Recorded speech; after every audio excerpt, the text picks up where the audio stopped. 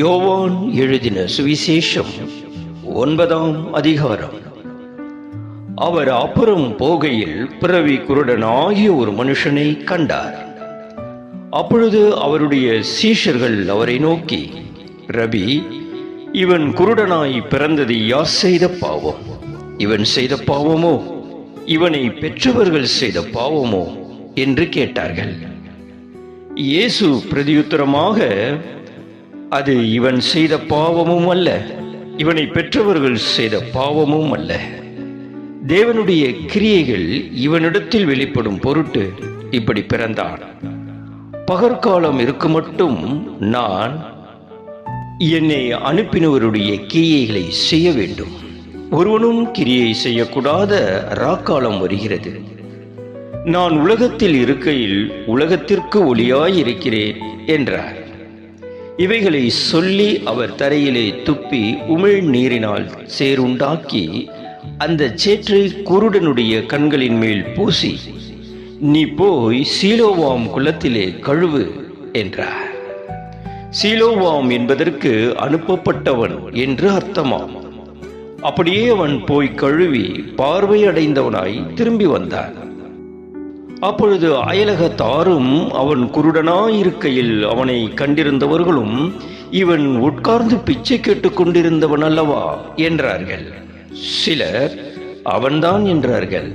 வேறு சிலர் அவனுடைய சாயலாயிருக்கிறான் என்றார்கள்.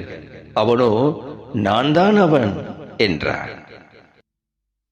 அப்பொழுது அவர்கள் அவனை நோக்கி, உன் கண்கள் எப்படி திறக்கப்பட்டது என்றார்கள்.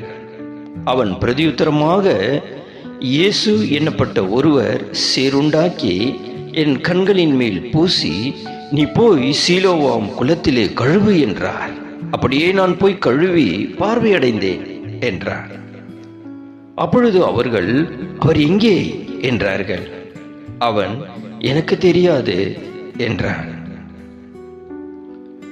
குருடனாயிருந்த அவனை பரிசேயரிடத்திற்கு கொண்டு போனார்கள்.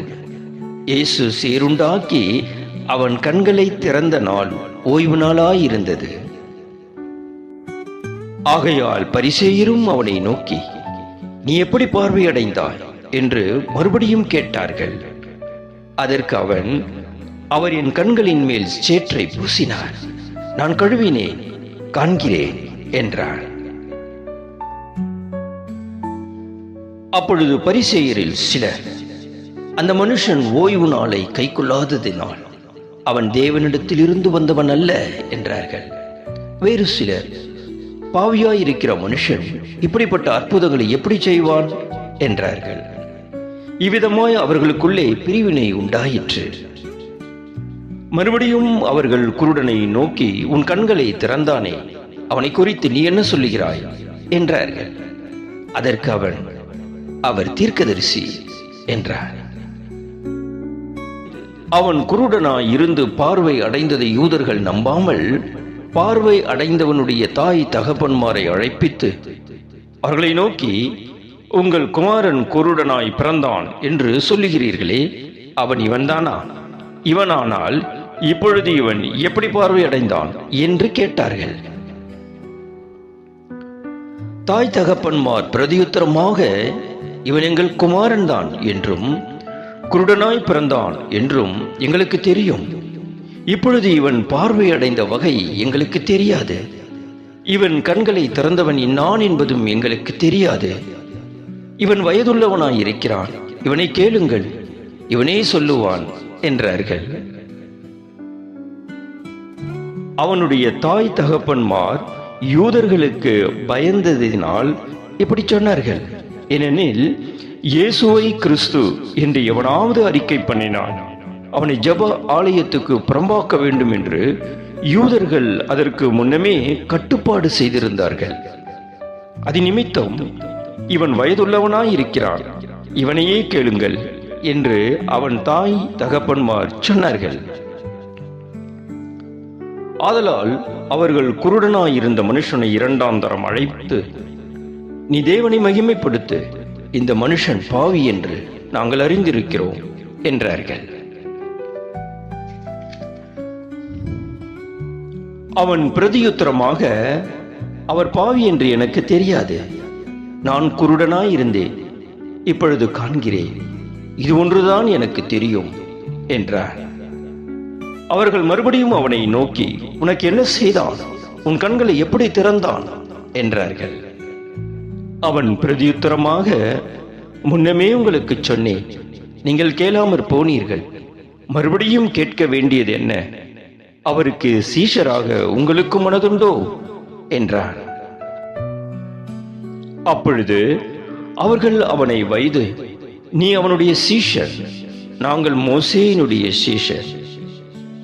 மோசேயுடனே தேவன் பேசினார் என்று அறிவோம், இவன் எங்கே இருந்து வந்தவன் என்று அறியோம் என்றார்கள். அதற்கு அந்த மனுஷன், அவர் என் கண்களை திறந்திருந்தும் அவர் எங்கே இருந்து வந்தவர் என்று நீங்கள் அறியாதிருக்கிறது ஆச்சரியமான காரியம். பாவிகளுக்கு தேவன் செவி கொடுக்கிறதில்லை என்று அறிந்திருக்கிறோம். ஒருவன் தேவ பக்தி உள்ளவனாய் இருந்து அவருக்கு சித்தமானதை செய்தால் அவனுக்கு செவி கொடுப்பார். பிறவி குருடனுடைய கண்களை ஒருவன் திறந்தான் என்று உலகமுண்டானது முதல் கேள்விப்பட்டதில்லையே. அவர் தேவனிடத்திலிருந்து வராதிருந்தால் ஒன்றும் செய்ய மாட்டாரே என்றார். அவர்கள் அவனுக்கு பிரதியுத்தரமாக, முழுவதும் பாவத்தில் பிறந்த நீ எங்களுக்கு போதிக்கிறாயோ என்று சொல்லி அவனை புறம்பே தள்ளிவிட்டார்கள். அவனை அவர்கள் புறம்பே தள்ளிவிட்டதை இயேசு கேள்விப்பட்டு அவனை கண்டபோது, நீ தேவனுடைய குமாரனிடத்தில் விசுவாசமாய் இருக்கிறாயா என்றார். அதற்கு அவன், ஆண்டவரே, அவரிடத்தில் நான் விசுவாசமாய் இருக்கும்படிக்கு அவர் யார் என்றான். இயேசு அவனை நோக்கி, நீ அவரை கண்டிருக்கிறாய், உன்னுடனே பேசுகிறவர் அவர்தான் என்றார். உடனே அவன், ஆண்டவரே, விசுவாசிக்கிறேன் என்று சொல்லி அவரை பணிந்து கொண்டான். அப்பொழுது இயேசு, காணாதவர்கள் காணும்படியாகவும் காண்கிறவர்கள் குருடராகும்படியாகவும் நியாய தீர்ப்புக்கு நான் இந்த உலகத்தில் வந்தேன் என்றார். அவருடனே கூட இருந்த பரிசேயரில் சிலர் இவைகளை கேட்டபொழுது, நாங்களும் குருடரோ என்றார்கள். இயேசு அவர்களை நோக்கி, நீங்கள் குருடராயிருந்தால் உங்களுக்கு பாவம் இராது. நீங்கள் காண்கிறோம் என்று சொல்லுகிறபடியினால் உங்கள் பாவம் நிலை நிற்கிறது என்றார்.